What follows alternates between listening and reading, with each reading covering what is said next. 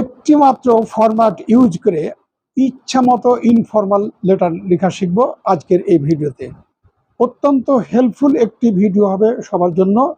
শুরু থেকে শেষ পর্যন্ত যদি আজকের এই ভিডিওটি আমরা দেখতে পারি তাহলে অনেক অংশে আমাদের উপকার হবে। শুধুমাত্র আজকের এই ভিডিওটি যারা বিকেএস পরীক্ষার্থী অর্থাৎ আগামী 2025-এর বৃত্তি পরীক্ষার ক্যান্ডিডেট তাদের জন্য অত্যন্ত একটি হেল্পফুল একটা ভিডিও হবে। So hello everyone, this is MM Bari, your study partner standing in front of you. Today I'm gonna share with you and talk about this lesson. So this lesson is very important for all kinds of viewers and specific candidate of scholarship 2025 kindergarten BKS. So if you watch this video from the beginning and properly watch this video, you learn some things from this video. This video is very helpful video for all kind of scholarship students 2025. So without any delay, let's get started. সবাই তোমরা কেমন আছো? ভালো আছি। আচ্ছা, তোমরা সবাই আশা করি যে আগামী 2025 সাল আসছে যে তোমাদের বিকেএস কর্তৃক বৃত্তি পরীক্ষা অনুষ্ঠিত হবে। তো সবাইকেই কিন্তু আমরা পূর্বে থেকেই প্রস্তুতি করছি। তো যেহেতু যে বিকেএস বৃত্তি পরীক্ষা অত্যন্ত একটা টাফ ব্যাপার, তার কারণ সেখানে কিন্তু সকল শিক্ষার্থী কিন্তু তোমাদের যে অংশগ্রহণ করবে সকলেই কিন্তু ভালো। আর এই বিকেএস থেকে স্কলারশিপ করা খুবই কঠিন। তার কারণ গত পরীক্ষাতে তোমরা যারা হয়তো সামান্য 1 মার্ক অথবা 8 মার্কের জন্য তোমরা স্কলারশিপটা পাওনি, সবাই মন খারাপ হয়েছে, তাই না? আচ্ছা, আরো হয়তো অনেক পরীক্ষা আছে যে তোমার প্রাথমিক লেভেলের যে স্কলারশিপ পরীক্ষা আছে আর তোমাদের যে বিকেএস কর্তৃক যে স্কলারশিপ পরীক্ষা, এই দুটোর মধ্যে কিন্তু অনেক তফাৎ আছে। তার কারণ এখানে তোমাকে টিকে থাকার জন্য স্কলারশিপ করার জন্য মিনিমাম 90 মার্কস তোমাকে পেতে হবে। উপরে কিন্তু যত যে পাবে তত সে স্কলারশিপের যোগ্য হবে। অত্যন্ত একটি টাফ। আজকে আমরা আলোচনা করব যে একটি মাত্র ফর্মাল অর্থাৎ ইনফর্মাল লেটারের মাধ্যমে একটি মাত্র ফরম্যাট দিয়ে আমরা কিভাবে আমাদের ইচ্ছে মতো আমরা যে ইনফর্মাল লেটারগুলো। এবারে আমি জানবো আমার একজন শিক্ষার্থীর মধ্য থেকে যে গতবার যে বৃত্তি পরীক্ষা সে দিয়েছিল, তো তার মানে যে শিখছে পায়নি, অর্থাৎ তুমি গতবার বৃত্তি দিয়েছিলে? জি স্যার। আচ্ছা, তো তোমার কি কি হয়েছিল বৃত্তি পরীক্ষাতে? আমি 8 মার্কের জন্য বৃত্তি পাইনি। 8 মার্কের জন্য তোমার বৃত্তিটা হয়নি? জি। মানে কত মার্ক পেয়েছিলে? 89.5। তোমরা বুঝতে পারছো যে তোমার বিকেএস এর যে স্কলারশিপ পাওয়াটা কত বড় টাফ ব্যাপার, বুঝতে পারছো? জি। কি করতে হবে? যেন তেন করে পড়ে হবে না, নাকি? এটা কিন্তু অন্য লেভেলের বৃত্তি পরীক্ষা না, এটা তোমার বিকেএস এর পরীক্ষা। সবসময় তোমাকে চিন্তা ভাবনা করতে হবে যে এখানে সিংহে সিংহে লড়াই হয়, ঠিক আছে? যেন আরো অন্য স্কুলের আছে, হ্যাঁ, অন্য লেভেলের স্কুল আছে যেগুলো বৃত্তি পরীক্ষা হয়, এগুলো নর্মাল বৃত্তি হয়।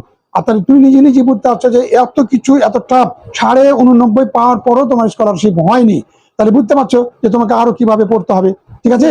তো তোমাকে আমি কিছু জিজ্ঞাসা করবো প্রশ্ন, যে তুমি কি বৃত্তি পরীক্ষার জন্য এবার প্রস্তুতি নিয়েছো নাকি? জি। কেমন নিয়েছো? আমি ট্যালেন্ট পুলে বৃত্তি পাবো। তুমি ট্যালেন্ট পুলে বৃত্তি পাওয়ার জন্য তুমি এবার প্রস্তুতি নিয়েছো নাকি? জি। আচ্ছা, তোমার যে যে মানে কোন ক্লাসে পড়ছো? ক্লাস 4। ক্লাস 4। তোমার বইয়ের মানে যে অল সাবজেক্ট কি তোমার কমপ্লিট পড়া হয়েছে? জি। সমস্ত পড়া হয়ে গেছে? জি। আচ্ছা, তাহলে দেখো তোমার অন্যান্য লেভেলের যে স্কুলগুলো আছে এখনো পর্যন্ত তারা কিন্তু তাদের ধারে কাছে যায়নি, অথচ তুমি একজন কিন্ডারগার্টেনের, তোমার স্কুলের নাম কি? সিএনকেজি। তো তুমি দেখো যে তোমার এই হাতের সময় আছে আরো 4 মাস, এর মধ্যে কিন্তু তোমার কোর্সগুলো কমপ্লিট হয়ে গেছে, তারপরে তুমি রিভিশনে আছো। তাহলে তোমার আশা এবার যে তোমাকে ট্যালেন্ট পুলে স্কলারশিপ করবে নাকি? জি। আচ্ছা, so তোমাকে আমি যে I will ask you some general questions about yourself, about your experience. So are you ready to answering the some question? G. Okay, so this first question is only for you. What's your name? My name is Taslima. Taslima. What class do you read in? I read in class 4. You read in class 4. So do you have any favorite hobby? G, yeah. Okay, so what's the name of your favorite hobby? My favorite hobby doctor. Doctor. G. That means you want to be a good doctor, okay, right? So now in this moment, a lot of students, partially people watch this video, they are very exciting to know from you your favorite hobby. I don't know what's your favorite hobby, but you also share with us your favorite hobby, the doctor. But now you can tell me in this moment about doctor, about your hobby. So let's get started. Assalamualaikum. I'm Mr. Taslima Khatun. I read in class 4. My school name is CNKG. It's located under district Chapanagund Jabula Shikban Chakiti Union Prashad. There is a proverb many men and many mind. Every person has their own hobby. Like this, I have also my favorite hobby. My favorite hobby is doctor. I wanna be a good doctor because there is no a good doctor in my locality. Every doctors are commercial. They know how to earn money. When the patients come to the doctors, they unnecessarily harass the patient a lot, putting the patient in danger by doing too many tests. Really, I wanna be a good and honest doctor. honest doctor. So your favorite hobby is doctor and your attitude is you also serve the society, right? So তুমি বলতে চাইলে মানে বলতে চাচ্ছ তোমার কনভারসেশনের মধ্যে যে তোমার ডাক্তার হবা বা অনেকগুলো ডাক্তার আছে বর্তমানে তারা কিন্তু কমার্শিয়াল, তারা শুধু অর্থটাই বুঝে রোগীকে হ্যারাসমেন্ট করে নাকি এই সমস্ত গুলো তো তোমার কনভারসেশনে তুমি তুলে ধরলে নাকি? জি। এই জন্য তুমি একজন সৎ একনিষ্ঠ ডক্টর হতে চাও এবং সমাজের সেবা করতে চাও, রাইট? Yeah. ওকে, তোমাকে অসংখ্য ধন্যবাদ তোমার সুন্দর অ্যাটিটিউড তুলে ধরার জন্য। এবং তোমার থেকে কিন্তু অনেক অনেক যারা বর্তমানে যারা চিকিৎসক রয়েছে তাদের কিন্তু শিক্ষা নেওয়ার আছে যে তারা তুমি যেমন তোমার মনের ভাবটা প্রকাশ করলে যে তুমি বড় একটা ভালো ডক্টর হবে, একটু সৎ ডক্টর হবে, সমাজের সেবা করবে, রোগীকে হয়রানি করবে না, হয়রানিমূলক অর্থ তাদের অপচয় করবে না, এই তো নাকি? তোমাকে অসংখ্য ধন্যবাদ। ওকে, সেটাও সুপ্রিয় শিক্ষার্থীবৃন্দ, এবার কিন্তু আরেকজন শিক্ষার্থীর কাছে চলে যাচ্ছি, আমরা জানবো স্কলারশিপের তার অনুভূতি সম্পর্কে। তার কারণ আমি একটি কথা বারবার তোমাদের সাথে শেয়ার করছি যে বিকেএস পরীক্ষার যারা স্কলারশিপ তোমরা দিবা, যারা 25-এর প্রার্থী, তাদের উদ্দেশ্যে কিন্তু আমাদের আজকের এই ভিডিও আগে থেকেই আমাদের খুব ভালোভাবে প্রস্তুতি নিতে হবে। তার কারণ বারবার একটি কথা বলছি, বিকেএস পরীক্ষা অন্য স্কুলের মতো পরীক্ষা প্রতিযোগিতা না, এটা কিন্তু বিশাল একটা টাফ ব্যাপার। গতবার 89.89 নাম্বার পেয়েও কিন্তু তারা স্কলারশিপ পায়নি। অন্য স্কুলে তারা, আমার মন বলছে যেভাবে প্রতিযোগিতা হবে, যেই তাদের স্কুলের অবস্থা, তারা কিন্তু হয়তোবা 50-60-এ কিন্তু তারা স্কলারশিপ পেয়ে যাবে। তার কারণ যদি 50-60-এর উপরে তাদের কোনো মার্ক কালেকশন না হয়, তাহলে তাদেরকে কি ওই 50-60 মার্কের মধ্যে কিন্তু স্কলারশিপ দিতে তাদের প্রতিষ্ঠান বাধ্য, কিন্তু বিকেএস না। প্লিজ, আমি প্রথম থেকেই তোমাদের সাথে শেয়ার করছি, তোমরা ভালোভাবে প্রস্তুতি নাও যেন তোমাদের 90-এর উপরে মার্কস হতে হয়। আবার এমনও হতে পারে 25-এ 90 মার্ক পেয়েও কিন্তু স্কলারশিপ হতে নাও পারে। তার কারণ এখানে কিন্তু সিঙ্গে সিঙ্গে লড়াই হবে। চলে যাচ্ছি আমি অন্যতম একজন শিক্ষার্থীর কাছে। তুমি দাও, তোমার নাম কি? আমার নাম আসলে Zahida Khatun. Zahida Khatun. So I'll ask you some general question about yourself. So what's your name, please? My name is Zahida. Zaida Khatun. Ji. Okay, so do you have a nickname? My nickname is Sadia. Okay, what class do you read in? I read in class 4. Okay, so what is the name of your school? My school name is CNKG. Okay, do you have any favorite hobby? My favorite hobby is BCS Cadre. Oh my God, BCS Career. That means you want to be a good BCS Career, right? Ji. Now you can tell me and share me all of the students and your partners and classmates watch this video. So your attitude is to become a BCS Career, but this is great and been fantastic profession BCS Career, and the most profession in Bangladesh BCS Career. So in this moment you can tell me and share some things about BCS Career. Ji. Okay, let's get started.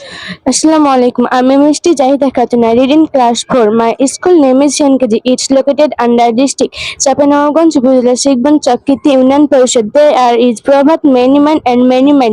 Every person was there are no hobby. Like this, I have also my favorite hobby. My favorite hobby is a BCS Cadre. I wanna be a BCS Cadre because there is no good BCS Cadre in my locality. Every BCS Cadre are commercially. They know how to earn money. ওকে ওকে, অসাধারণ, তোমাকে ধন্যবাদ। তার মানে তুমি যে বিশেষ cadre মানে হতে চাচ্ছ, তার মানে তুমি কি জানো এটার জন্য কত দূর তোমাকে কত যত্ন সহকারে নিখুঁত ভাবে তোমাকে পড়াশোনা করতে হবে, জানো? জি। আচ্ছা, তুমি এবার বিশেষ মানে ক্যাডার তো আল্লাহ তোমাকে পূর্ণ করুক তোমার মনের আশা। তুমি এবার কি মানে তোমার যে যে বিকেএস সমিতি থেকে তুমি কি পরীক্ষা দিই, তুমি মানে তুমি স্কলারশিপ পরীক্ষা দিবা? জি। তো তোমার গতবার দিয়েছিলে? জি দিয়েছিলাম, মন ভরেনি। মন ভরেনি কেন? ট্যালেন্ট ফুলে পাইনি আমি। ট্যালেন্ট পুলে পাওনি? হ্যাঁ। নর্মাল পেয়েছিলে, জি। 90-তে পেয়েছিলে নাকি? জি। তো এবার কি তোমার মনের মানে তোমার অ্যাটিটিউড কি, তোমার মনের চিন্তা ভাবনা কি? এবার আমি টেনশনে বৃত্তি নিব। ট্যালেন্ট পুলে স্কলারশিপ করবা বিকেএস থেকে নাকি? জি। তুমি বুঝতে পারছো কত তোমাকে পরিশ্রম করতে হবে? জি। বুঝতে পারছো? হুম। তাহলে তোমাকে 90-এর উপরে, অর্থাৎ তোমাকে 98, 95 থেকে 98-র মধ্যে মার্কস তোমাকে অর্জন করতে হবে, তাহলে কিন্তু তুমি ট্যালেন্ট ফুলে স্কলারশিপ পাবা। তার কারণ অন্যান্য স্কুলের মতো কিন্তু তোমার বিকেএস এর স্কলারশিপ না। যার যে first difference to scholarship between the primary level school and kindergarten school. So primary level, I don't know, get the scholarship, the marks almost 60 or 70, but the kindergarten students don't get scholarship, they get short marks 70 or 80. They almost to get marks 90 up. This mark is almost 96 up to 98. Do you know? তোকে এত পরিশ্রম করতে হবে এই ব্যাপারে। এটা তোমার যে কিন্ডারগার্টেন কিন্তু স্কলারশিপ, এখানে সিঙ্গে সিঙ্গে লড়াই হবে। ওকে, তো তুমি ঠিক ভালোভাবে প্রস্তুতি নাও, তুমি সামনে ট্যালেন্ট পুলে স্কলারশিপ করে, এটাই আমি প্রত্যাশা করি। তোমার জন্য অসংখ্য ধন্যবাদ। সেটা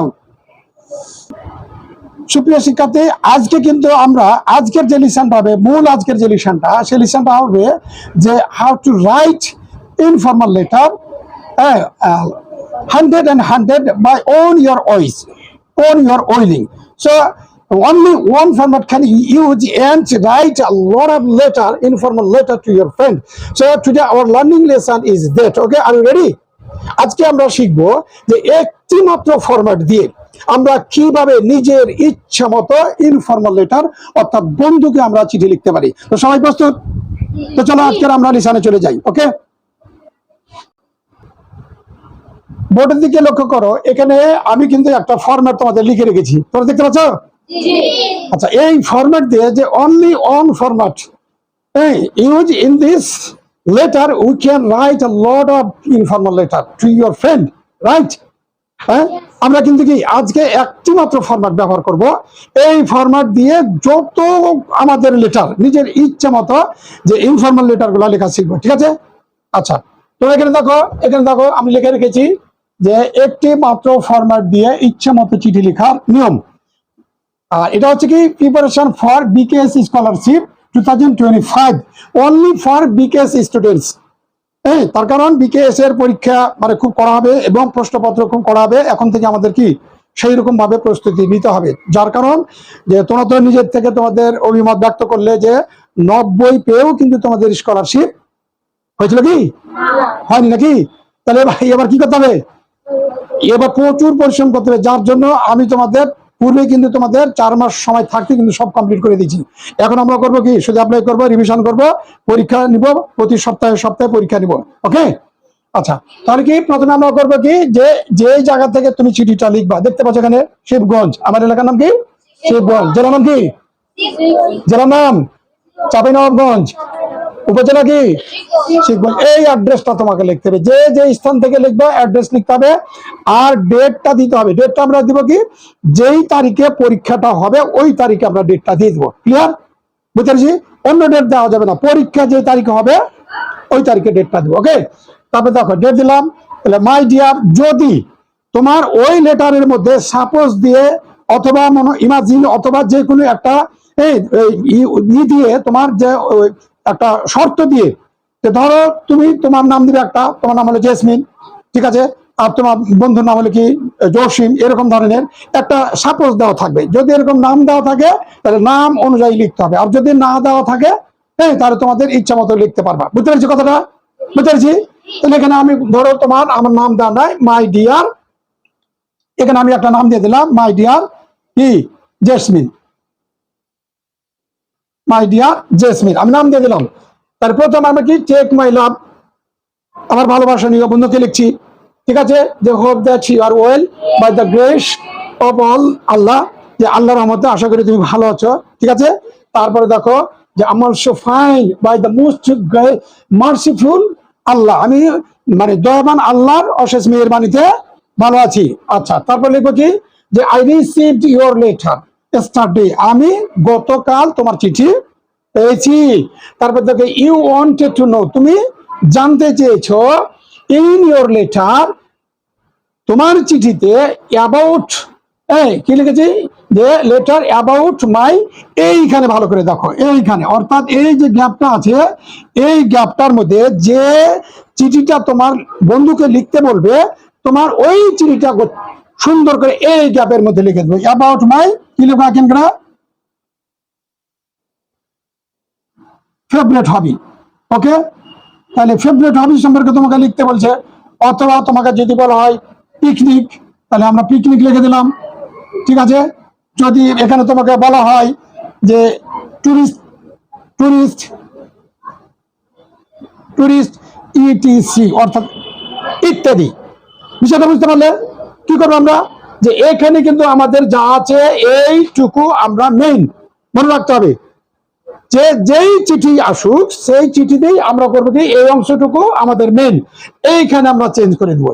যে চিঠিটা লিখতে বলবে এখানে আমরা কি চেঞ্জ করে দেবো কি, যে এখানে এখানে লিখেছি কি যে you wanted to know in your letter about my, এইখানে করে আমরা লিখে দেবো। যদি লিখতে বলা হয় ফেভারিট হবি লিখে দিলাম, যদি বলা হয় যে ফর পিকনিক লিখে দিলাম, যদি বলা হয় যে marriage ceremony of your sister, তোমার বোনের বিয়ের উৎসব সম্পর্কে লিখে দিলাম, যদি বলা হয় যে ভ্রমণ সম্পর্কে লিখে দিলাম, যদি বলা হয় যে স্লো বাট স্ত্রী এই ধরনের গল্পের মাধ্যমে আছে না, অনেক গল্প আছে না, এই গল্পের মধ্যে থেকে তোমাকে গল্প প্রসঙ্গে লিখতে বলা হবে, ঠিক আছে। তাহলে এবার কি আমরা ক্লিয়ার বুঝতে পেরেছি যে চিঠির ফরম্যাট হলো কি আমার প্রথম থেকে নিয়ে শুরু করে এইখান পর্যন্ত আমরা লিখে আসবো। এইখানে যে চিঠির যে লিখতে বলা হবে ওই চিঠির প্রসঙ্গটা আমরা এখানে পাঠিয়ে দেবো, ঠিক আছে। ওকে, তারপর দেখো যে now I am writing about it, এখন আমি এই প্রসঙ্গে লিখছি, এটা কমন, এটা আমরা লিখবো। তারপরে কি এখন যদি বলা হয় তোমার ফেভারিট হবি সম্পর্কে, তোমার ফেভারিট হবি সম্পর্কে লিখবা। তোমার বোনের উৎসব, যে আগামীকাল আমার বোনের বিয়ে, অবশ্যই তুমি আমার বোনের বিয়েতে আসবে, তোমার দাওয়াত রইল লিখে দিবা। তোমাকে যদি বলা হয় যে কোনো জায়গা ভ্রমণ করবো, হ্যাঁ, যে তোমার যে what is the name of the tourist place or important place in your district, so do you know everyone, so this important place and this tourist place is কি Sonamarg. So the lot of person people from Bangladesh know about Sonamarg. This mosque is made by gold, but actually it's not made of gold. এটা কি সোনার তৈরি? No, it's not made of gold. So only for namely by the people of Bangladesh, not people of Bangladesh. All over the people of Bangladesh outside this side is the Nepal, the India and Myanmar. All of the people, this country also know this mosque is made by gold, but actually it's not made of gold, right? এটা কিন্তু সোনা মসজিদ না। তুমি সোনা মসজিদ সম্পর্কে লিখতে পারো, ঠিক আছে। তাহলে বিষয়টাকে আমরা বুঝতে পারলাম। তাহলে আমার মেইন জিনিস কোনখানে, এই যে মেইন এই হলো এই পর্যন্ত মেইন, ওকে। তারপরে তোমার এই যে ডট ডট দেওয়া আছে, এই ডট ডট এই প্লেসগুলোতে তোমাদের ইচ্ছা মতো তোমরা লিখে ফেলবে, ওকে। এবারে পরের অপশন লাস্টে ফিনিশিং এর অংশটুকু দেখো, এখানে আমরা করবো কি, এখানে দেখো নো লিখলাম, নিজের ইচ্ছা মতো আমরা লিখলাম, ওকে। লেখার পরে এখানে আমরা করবি দেখো, এখানে নো মোর টুডে, আজ আর নয়, এটা আমরা কি এখন ইতি টানছি, ওকে। আচ্ছা, best regard to your parents, তোমার মা বাবাকে আমার কি সালাম রইলো, শ্রদ্ধা রইলো, ইউর লাভিংলি, ক্লিয়ার। তাহলে আমার চিঠির অংশটা লেখা শেষ, ঠিক আছে। এখন আমরা করতে হবে কি, এই যে তোমাকে একটা কি করতে হবে, ইমেল অফ খাম, এটা অ্যাড্রেস দিতে হবে। অর্থাৎ ভালো করে দেখো, এইভাবে একটা কিন্তু আমরা এটা কি করবো, এটা খাম করে নেবো, ঠিক আছে, ওকে। খাম করার পর কি এখানে স্টাম্পের জায়গাতে সুন্দর করে একটু স্টাম্প করে দেবো। আচ্ছা, লক্ষ্য করে এখানে একটা ভালো করে একটা মানে ইনভেলপ অর্থাৎ খাম দেখতে পাচ্ছি সবাই, ওকে। দূরে বন্ধুরা তোমরা দেখতে পাচ্ছ, এটা ভালো করে দেখো। অর্থাৎ এখানে স্ট্যাম্প, অর্থাৎ ওখানে সুন্দর করে একটা ঘর করে দেবো, ছোট্ট করে ঘর করে দিবা।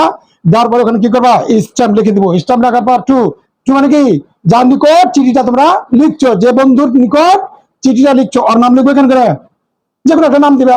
যদি তোমার চিঠিতে একদম নির্দিষ্ট করে উল্লেখ থাকে, হ্যাঁ, তখন আমরা ওই বন্ধুর নামই লিখবো, ক্লিয়ার।